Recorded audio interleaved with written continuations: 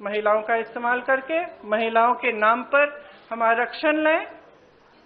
अगर ये लोग सहमत होंगे, पारित हो जाएगा तो एक तरफ हम ये कर लेंगे, दूसरी तरफ से हमें सारी स्वतंत्रता मिल जाएगी कि काट-पीट भी करिए, सीटों में किसी तरह से भी आप परसीमन करा दीजिए। 2011 के जनगणना के आधार पर होगा तो जाति जनगणना का भी कोई उनको रिकॉग्निशन नहीं लेना पड़ेगा। नमस्कार। सबसे पहले तो मैं ये कहना चाहूंगी कि कल जो हुआ वो लोकतंत्र के लिए एक बहुत बहुत बड़ी जीत रही। जो सरकार की साजिश थी संघीय ढांचे को बदलने की, लोकतंत्र को कमजोर करने की, उसको हराया गया, उसको रोका गया। ये संविधान की जीत थी, देश की जीत थी और विपक्ष की एकता की जीत थी। और वो साफ साफ सत्ता पक्ष के नेताओं के चेहरों पर दिख रही थी, आप सबने भी देखा होगा। देखिए, गृह मंत्री जी और प्रधानमंत्री जी का भाषण सुन रही थी।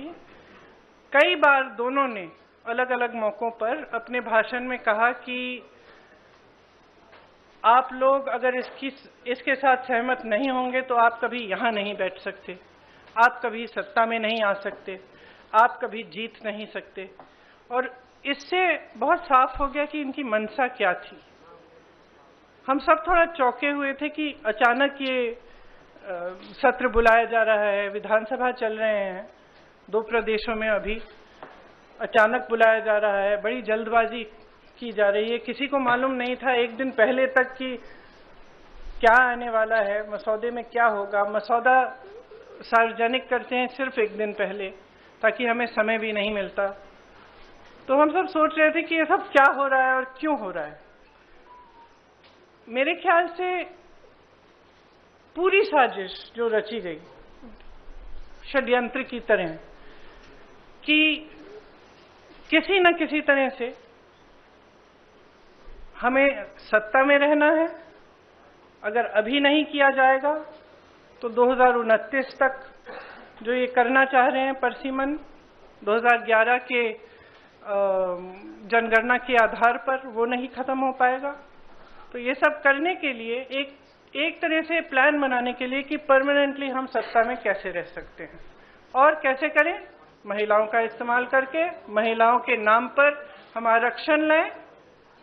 अगर ये लोग सहमत होंगे, पारित हो जाएगा तो एक तरफ हम ये कर लेंगे, दूसरी तरफ से हमें सारी स्वतंत्रता मिल जाएगी कि काट-पीट भी करिए, सीटों में किसी तरह से भी आप परसीमन करा दीजिए। 2011 के जनगणना के आधार पर होगा तो जाति जनगणना का भी कोई उनको रिकॉग्निशन नहीं लेना पड़ेगा।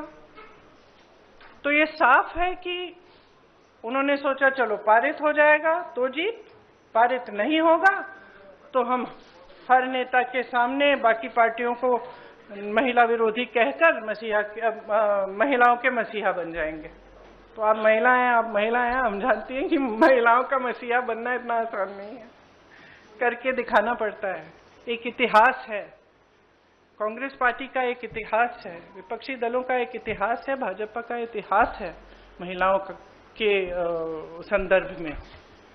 और वो इतिहास बहुत स्पष्ट है। आपके खड़े होने से सदन में उसका विपरीत कहने से कोई फर्क नहीं पड़ता। महिलाएं देख रही हैं, उन्नाव को देखा, हाथरस को देखा, ओलंपिक की खिलाड़ियों को देखा, यहीं दिल्ली में सड़क पर बैठी थी, किसने पूछा उनको? मणिपुर में महिलाओं को देखा, किसने पूछा? और आज आप संसद में खड़े होकर कह रहे हैं हम मसीहा बनना चाहते हैं महिलाओं के। तो ये बहुत स्पष्ट है कि ये महिला आरक्षण बिल की बात नहीं थी, ये परसीमन की बात थी। और परसीमन इनको इस आधार पर करना था जिसमें इन्हें जाति के आंकड़े नहीं देखने की जरूरत होती और अपनी मनमानी करने की पूरी स्वतंत्रता मिलती। तो ये बिल्कुल मुमकिन ही नहीं था कि विपक्ष उनका साथ दे। और मैं बहुत खुश हूं कि आप सबने, देश ने देखा कि जब विपक्ष एकजुट हो जाता है तो किस तरह से इनको हराया जाता है। किसी ने मुझे पूछा आते हुए कि ब्लैक डे है, आप ये सरकार कह रहे हैं कि ब्लैक डे है। ब्लैक डे इनके लिए इसलिए है क्योंकि पहली बार इनको धक्का लगा जो लगना चाहिए था। आज की महिलाओं की समस्याएं बहुत ज्यादा बढ़ रही हैं, संघर्ष बढ़ रहा है। बेवकूफ नहीं है महिलाएं, सब कुछ देख रही हैं। वो पीआर, मीडियाबाजी वो अब नहीं चलेगी।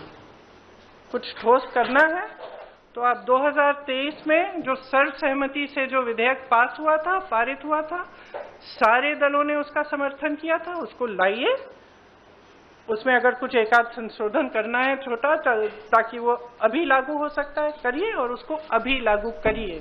महिलाओं को हक दीजिए, अभी दीजिए, लेकिन उसको आप घुमाकर और दूसरी चीजों के साथ उसको अटैच करके आप गुमराह करने की कोशिश मत करिए। सीधी सी बात है, इसको अभी करिए, हम सब तैयार हैं।